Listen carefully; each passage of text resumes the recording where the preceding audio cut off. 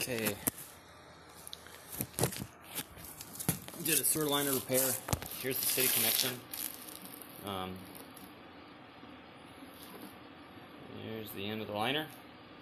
It's right about maybe 3 inches from the main, covering that last joint, so that's ideal. So this one had a bunch of problems with it. There was extensive cracking in the pipe. It was starting to fail, and so a liner is the right repair for that. As it exits the house in the cast iron and out to the 6-inch clay at the 4x6, the pipe is low. I think the clay, the clean out, the old clean out in the front of the house had failed. So the pipe was bottomed out and there was cracking in it and it was low. So we blew a liner through it to cover it all up and keep it from failing more. We descaled it so we were able to get a bunch of the cast iron out and make it more open. It was probably more like a 3.5 inch.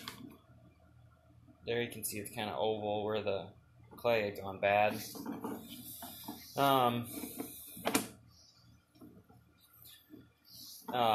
And so we opened it back up to be more like a 4-inch pipe, and then we blew the liner in. That's the cast iron. There's another lip right there. You can see there's damage right there. So the pipe right there was starting to go bad as well. That's in the clay. And a couple turns. There's 2 turns, I believe, in this one.